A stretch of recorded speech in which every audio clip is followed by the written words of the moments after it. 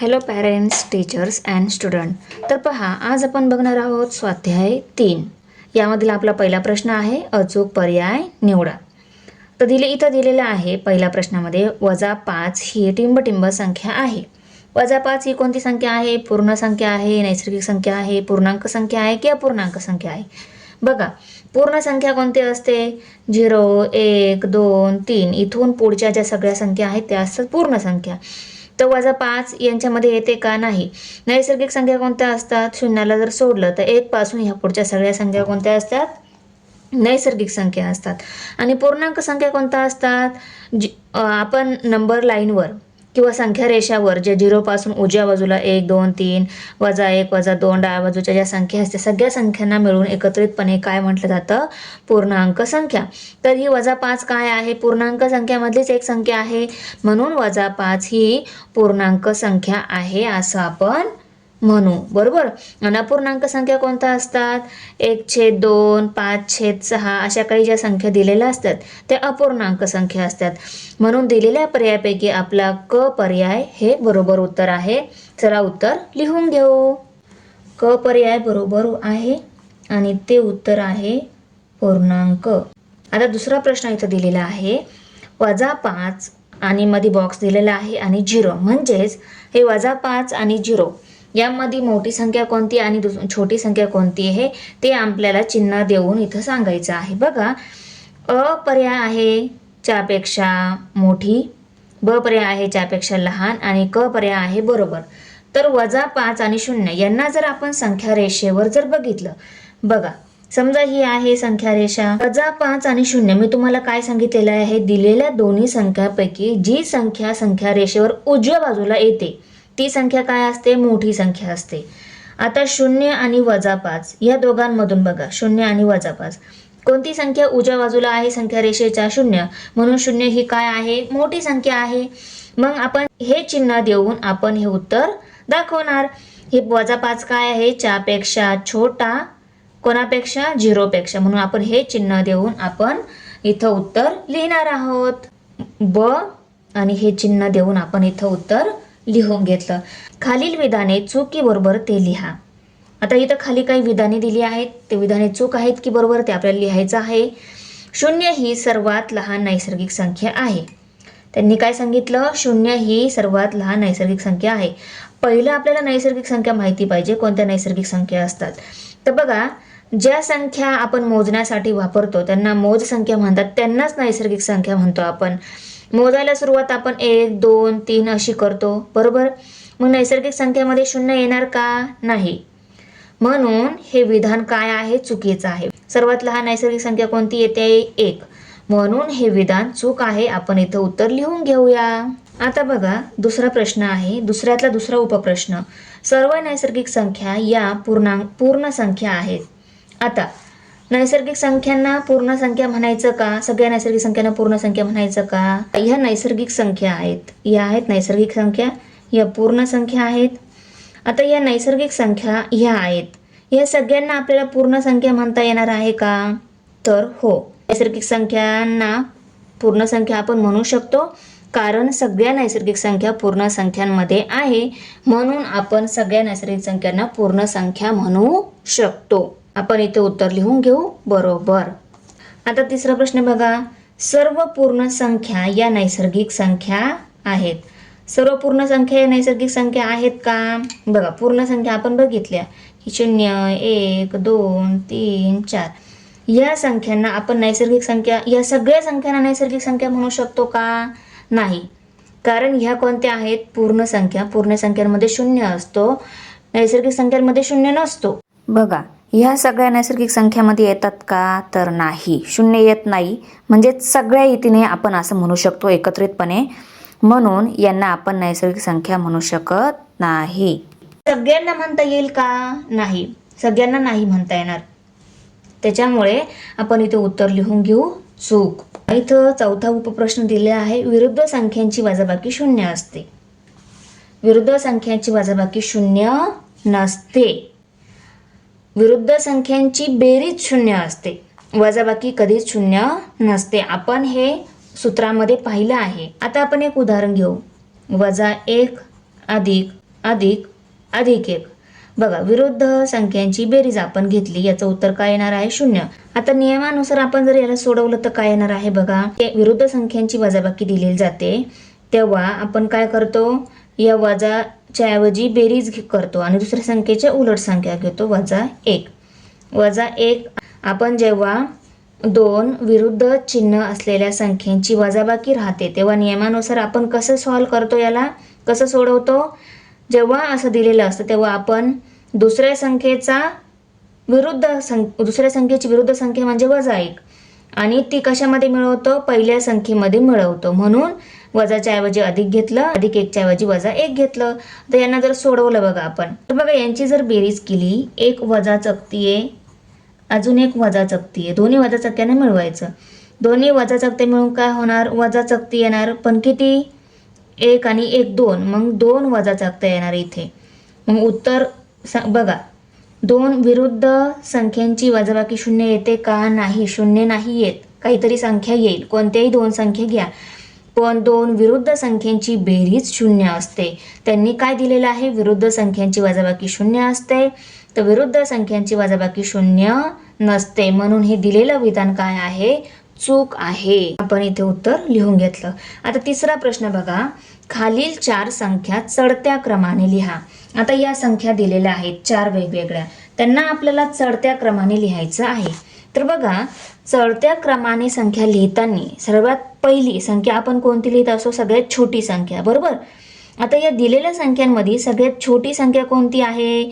तर छोटी संख्या म्हणजे ज्याच्यामध्ये प्लेसेस कमी असतात, म्हणजे ज्याचे स्थान कमी असतात, जसं एकक, दशक, शतक. समजा 1 दिलेली आहे 1 आणि दुसरी दिलेली आहे 10. याच्यामध्ये एकक स्थान आहे, याच्यामध्ये एकक आणि दशक स्थान आहे.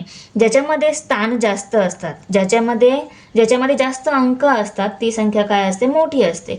आता आपण पहिले ह्या संख्यांमधले अंक बघून घेऊया, किती अंकी संख्या या दिलेल्या आहेत. बघा, 1 2 3 4 5 6 7 8 9, ही 9 अंकी संख्या आहे. 1 2 3 4 5 6 7 8 9, ही पण 9 अंकी. बघा, ही पण 9 अंकी दिलेली आहे आणि ही पण 9 अंकी, सगळ्या 9 अंकी संख्या आहे. जेव्हा सगळ्या संख्या ह्या सारख्याच अंकांच्या दिलेल्या राहतात तेव्हा आपण काय बघतो? दिलेल्या संख्यांमधली सगळ्यात मोठं जे स्थान आहे ते मोठा नंबर पाहिजे. आता बघा, ह्या संख्येचं 9 नंबरचं स्थान 8 आहे, या संख्येचं 9 नंबरचं स्थान 8, या संख्येचं मोठं स्थान 9 नंबरचं स्थान 8 आहे, इथं पण 8 आहे. जेव्हा त्यांचं सगळ्यात मोठं स्थान हे सारख्याच नंबरचं असेल, मग तेव्हा आपण काय करतो? त्याच्यापेक्षा छोटं स्थान, म्हणजे 8 सारखंच आहे म्हणून सगळ्यांचं आपण हे स्थान बघणार. आता हे कोणतं स्थान आहे? कोटी, दशकोटी. तर कोटी स्थान आपण आता सगळ्या नंबरचं बघणार आहोत. बघा, याचं कोटी स्थान 7 आहे, याचं स्थान 7 आहे, याचं 5 आहे, याचं 9 आहे. सगळ्यात मोठी संख्या ही झाली. मग येत आहे लक्षात? ही काय झाली? सगळ्यात मोठी. हिला आपण सगळ्यात शेवट लिहिणार, आपल्याला सगळ्यात छोटे लिहायचं आहे, बरोबर. ही सगळ्यात मोठी झाली, हिला आपण 4 नंबरला लिहिणार, बरोबर. त्यानंतर याचं कोटीचं स्थान किती आहे? 5 आहे. याला सगळ्यात पहिलं लिहिणार, ही सगळ्यात छोटी. या दोघांपैकी एक 2 नंबरला राहणार आणि ह्या दोघांपैकीच एक 3 नंबरला आणि ही एक 4 नंबरला, बरोबर. याचा झाला पहिला नंबर, ही सगळ्यात छोटी संख्या. येत आहे लक्षात? आपण त्याच्या कोटी स्थानावरून ओळखलं की ही सगळ्यात छोटी संख्या येणार आहे, ही सगळ्यात मोठी येणार आहे. आता 2 नंबर कोणती येणार बघा. आता ह्या दोन्ही संख्येचं कोटी आणि दशकोटी स्थान सारखंच आहे, म्हणून त्याचं आपण दशलाख स्थान जे आहे ते पाहणार. बघा, ह्या संख्येचं दशलाख स्थान 2 आहे, ह्या संख्येचं दशलाख स्थान 3 आहे, म्हणून 3 दशलाख स्थान असलेली संख्या काय असणार आहे? मोठी असणार आहे. ही मोठी म्हणजे हिचा कितवा नंबर? ही 3 नंबरला आपण लिहिणार आणि 2 नंबरला कोणती लिहिणार? ही संख्या 1 2 3 आणि 4, ही सगळ्यात छोटी, ही 2 नंबर, ही 3 नंबर आणि ही सगळ्यात मोठी संख्या. येते लक्षात? तर बघा, दिलेल्या संख्यांना आपण चढत्या क्रमाने लिहून घेतलं. आता आपला चौथा प्रश्न आहे, 1 ते 9 हे अंक एकदाच वापरून 5 अंकी संख्या तयार करा. त्यांचे वाचन व शब्दांत लेखन करून सर्वात मोठी व सर्वात लहान संख्या कोणती ते लिहा. खूप सोपी आहे बघा. 1 ते 9 अंक घ्यायचे आहे. 1 2 3 4 5 6 7 8 आणि 9 अंक घ्यायचे. या संख्या वापरून किती 5 अंकी संख्या तयार करायची आहे. एकदाच वापरायचे आहे हे अंक, बरोबर. संख्या तयार करताना एकदाच एक अंक घ्यायचा. त्यांचे वाचन, शब्दांत आणि लेखन आपण काय करू, अगोदर संख्या तयार करून घेऊ. संख्या तयार करताना हे लक्षात ठेवा, आपल्याला सगळ्यात लहान संख्या आणि सर्वात मोठी संख्या पण लिहायची आहे, बरोबर. आता बघा 1 2 3 4 5, आपण 1 ते 5 पर्यंतचे अंक जर घेतले, ही एक काय होणार आहे, 5 अंकी संख्या तयार होणार आहे. आणि ही संख्या सगळ्यात लहान असणार आहे. कोणती संख्या सगळ्यात लहान असते, ज्या संख्येच्या सगळ्यात मोठ्या स्थानावर छोटा नंबर असतो ती संख्या सर्वात लहान असते. तर बघा आपण जास्त नाही, फक्त 10 संख्या तयार करणार आहोत. आता पहिले 5 अंक घेतले तर बघा 12,345 हा नंबर तयार होणार आहे, बरोबर. ही एक संख्या तयार होणार आहे. त्यानंतर बघा 1ला जर सोडून दिलं, 2 3 4 5 आणि 6, 2 ते 6 पर्यंत जर अंक घेतले तर 23,445, 23,456, ओके. 56 ही काय होत आहे, दुसरी संख्या तयार होत आहे. त्यानंतर 3 4 5 6 7 पर्यंत घेणार आहोत, म्हणजे 34,567 ही एक संख्या तयार होईल, बरोबर. 3ला सोडून द्यायचं, 4 पासून पुढच्या 5 अंकी संख्या 1 2 3 4 5 अंकी, म्हणजे 45,678 ही येणार आहे चौथी 5 अंकी संख्या. आता यानंतरची 5 अंकी संख्या तयार करताना 4ला सोडून घेऊ, 5च्या पुढचे डिजिट, 5च्या पुढच्या संख्या आपण त्यात घेऊ, म्हणजे कोणती संख्या तयार होणार आहे, 56,789. हे झाल्या.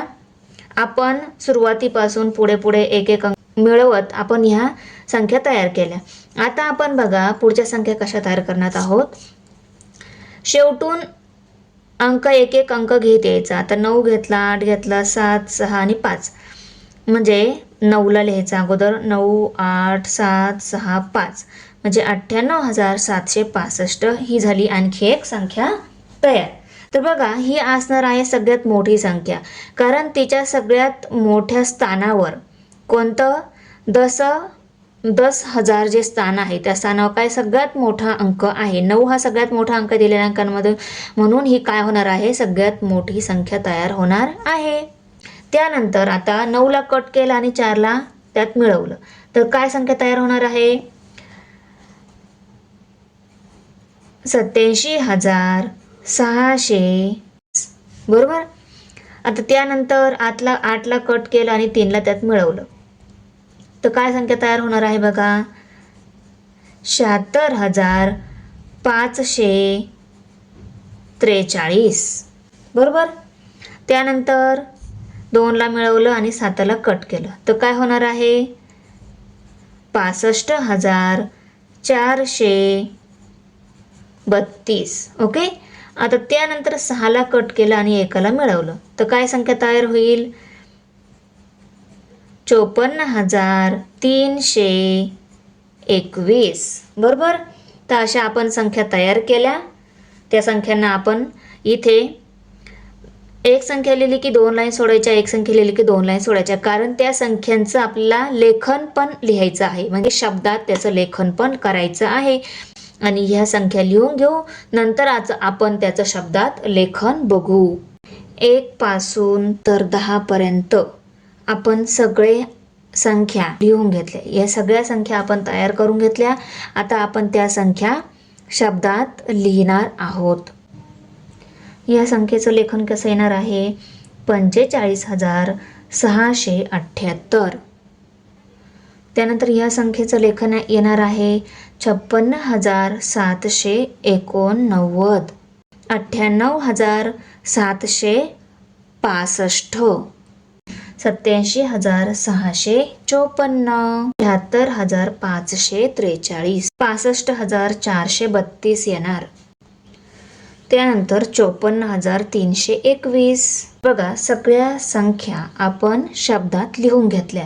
आता आपल्याला सर्वात छोटी संख्या तर लिहिली, तर सर्वात मोठी संख्या कोणती आहे बघा, 98,765. इथे आपण कंसात लिहून घेऊया सर्वात मोठी संख्या. आता 5वा प्रश्न आहे आपला, वहीवर संख्यापट्टी काढून त्यावर -5, 3, -3 व 7 या संख्या दाखवा. आता ही संख्यापट्टी काढलेली आहे, याला आपण संख्या रेषा पण म्हणतो. ओके, आपण इथं लिहून घेऊया संख्या रेषा. बरोबर. आता संख्या रेषेच्या मध्यभागी 0 असतो, उजव्या बाजूला धनसंख्या आणि डाव्या बाजूला ऋणसंख्या असतात, आपल्याला माहिती आहे. बरोबर. आता शून्याच्या ह्या बाजूला इथं जे सारख्याच अंतरावर इथं टिंब दिलेले आहेत किंवा सारख्याच अंतरावर खूण केलेली आहे असं आपण म्हणू शकतो. आता शून्याच्या उजव्या बाजूला इथं 1 असतो, एकाचं स्थान असतं, इथं 2चं, इथं 3चं स्थान असतं. आता आपल्याला 3 दाखवायचं आहे, तर 1, 2 आणि 3. तिसऱ्या 3 नंबरची जिथं खूण केलेली आहे तिथं आपला 3 हा अंक येणार आहेत. त्यानंतर बघा अजून 7 पण दाखवायचा आहे. 3 इथं झाला, 4 इथं येणार, 5 इथं येणार, 6 इथं आणि 7 इथं येणार आहे. बरोबर. 3 आणि 7च दाखवायला लावलं तर आपण ते दाखवून घेतले, ऋणसंख्या दाखवून घेतल्या. आता आपल्याला ऋणसंख्या -3 आणि -5 दाखवायचं आहे. इथं काय येणार, शून्याच्या डाव्या बाजूला पहिलं स्थान असतं ते -1चं, इथं -2चं, इथं -3चं. आपल्याला -3 दाखवायला लावलेलं आहे, -3 दाखवला. -4, -5, -6, -5 दाखवायला लावला आहे, -5 आपण दाखवून घेऊ. तर आलं लक्षात. संख्या रेषेवर कोणती संख्या असो, धनसंख्या असो, ऋणसंख्या असो किंवा कोणती पूर्णांक संख्या जरी असेल तरी आपण संख्या रेषेवर दाखवू शकतो. येतंय लक्षात. पण हे 0च्या उजव्या बाजूला सारख्याच स्थानावर ही खूण करून तिथं खाली आपल्याला 1, 2, 3 असे नंबर लिहायचे आहे. येतंय लक्षात. आता बघा त्यामधील दुसरा उपप्रश्न आहे, शून्याच्या उजव्या बाजूच्या संख्यांना कोणत्या संख्या म्हणतात? शून्याच्या उजव्या बाजूच्या ह्या असतात धन संख्या आणि शून्याच्या डाव्या बाजूच्या संख्या कोणत्या असतात? ऋण संख्या असतात. ते आपण उत्तरामध्ये दुसऱ्या आणि तिसऱ्या प्रश्नात लिहून घेऊ. तर बघा दोन्ही प्रश्नांचं उत्तर आपण इथे लिहून घेतलं. बघा 6वा प्रश्न आहे आता, पर्यावरण संरक्षणासाठी एका जिल्ह्याने आर्थिक वर्ष 2023-24 मध्ये रुपये 69,27,662 एवढा खर्च केला व आर्थिक वर्ष 2024-25 मध्ये रुपये 88,36,584 खर्च केला, तर दोन्ही आर्थिक वर्षातील एकूण खर्च किती झाला? त्यानंतर वर्ष 2023-24 पेक्षा 2024-25 मध्ये किती अधिक खर्च झाला हे पण आपल्याला काढायचं आहे. आपल्याला पहिलं काय काढायचं आहे? दोन्ही वर्षातील एकूण खर्च काढायचा आहे. दोन्ही वर्षातील एकूण खर्च काढायचा आहे, तर दोन्ही वर्षात झालेला जो खर्च आहे त्यांची आपण बेरीज केली की दोन्ही वर्षातील एकूण खर्च आपल्याला मिळणार आहे. चला तर पहिले आपण एकूण खर्च काढून घेऊया. आता बघा दोन्ही वर्षातील एकूण खर्च काढायचा आहे. आपण काय केलं, वर्ष 2023-24 मधील खर्च लिहून घेतला, वर्ष 2024-25 मधील खर्च लिहून घेतला, दोघांची बेरीज करायची आहे. मग आपल्याला काय मिळणार? दोन्ही वर्षातील एकूण खर्च मिळणार. आता बघा 4 आणि 2 6, 6 आणि 8 14, 14चा 4 येते हातचलाला 1 झाले, 13चा 3 येते हातचलाला 1, 7 आणि 7 14, 14चा 4 येते हातचलाला 1, 3 आणि 3 6, 9 आणि 8 17 झाले, 17चा 7 येते हातचलाला 1, 15 झाले 15. बरोबर. म्हणजे किती खर्च आला एकूण? 1,57,64,346 हा झाला दोन्ही वर्षाचा एकूण खर्च. आता आपल्याला 2023-24 पेक्षा 2024-25 मध्ये किती अधिक खर्च झाला? 2024-25 मध्ये अधिक खर्च झालेला आहे हे आपल्याला माहिती आहे. बघा कारण इथे 88 लाख दिलेले आहे, इथं किती 69 लाख दिलेले आहे. म्हणजे 88 लाख किती जास्त आहे 69 लाख पेक्षा ते आपल्याला काढायचं. मग आपण काय करणार, 88 लाख मधून 88,26,584 मधून 69,27,762 वजा करणार. मग आपल्याला काय मिळणार? 2024-25 मध्ये झालेला अधिक खर्च आपल्याला मिळणार. ते आपण आता काय लिहिणार? 2024-25 मधील झालेला खर्च वजा 2023-24 मधील झालेला खर्च. तर बघा आता आपण वजाबाकी करून घेऊ.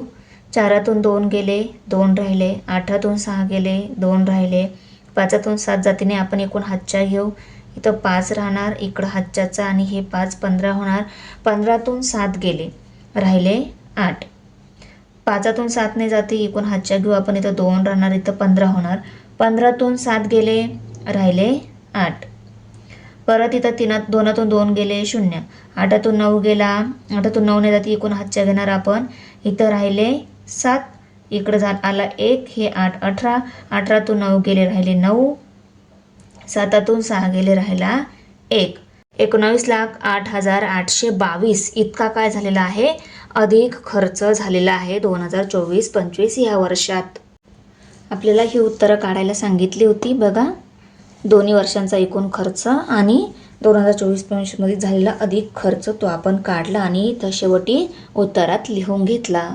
दिलेल्या चौकटीमध्ये 1 ते 9 संख्या अशा प्रकारे लिहा की प्रत्येक संख्या एकदाच येईल व त्यांची उभी, आडवी व तिरपी बेरीज समान येईल. तर बघा, उभी, आडवी आणि तिरपी बेरीज समान येईल अशा संख्या आपल्याला इथे लिहायच्या आहे. तर बघा, आपण बेरीज करून बघू. आडवी बेरीज किती येते आहे, तिरपी बेरीज किती येते आहे. समान असेल तर तेवढीच बेरीज येण्यासाठी आपल्याला अंक लिहायचे आहेत. तर बघा, 8 आणि 5 13 होतात, 13 आणि 2 15 होतात. असे पण 15 होतात आणि असे पण 15 होतात बघा. 14 आणि 1 15, बरोबर. मग आता हे 15 झाले, हे पण 15 झाले. हे 15 येण्यासाठी याच्यामध्ये किती मिळवावं लागणार आहे. 8 आणि 3 11 होतात, 11 4 मिळवावं लागणार, म्हणजे अशी काय होणार, 15 होणार, बरोबर. तर बघा, 5 आणि 6 11, 11 आणि 4 15 होतात, बरोबर. म्हणजे इथं 4 अंक हा बरोबर लिहिलेला आहे आपण. आता अशी बेरीज 15 येण्यासाठी 5 आणि 1 6 होतात. 6 मध्ये किती मिळवावं लागणार, तेव्हा 15 होणार. 6 मध्ये 9 मिळवावं लागणार, तेव्हा आपल्याला 15 होणार आहे, बरोबर. त्यानंतर इथं 6 2 किती होतात, 8. 8 मध्ये किती मिळवावं लागणार, तेव्हा 15 होतात. 7 मिळवावे लागणार. मग इथं 7 9 आणि 4 हे अंक आपण इथं उत्तरात लिहून घेऊ. 4 9 आणि 7 ब्लँक फिल केलेली आहे असं लक्षात येईल. तर मुलांनो, व्हिडिओ कशी वाटली, आवडली असेल तर लाईक करा, चॅनलला नक्की सबस्क्राईब करा. तर भेटूया पुढच्या व्हिडिओमध्ये.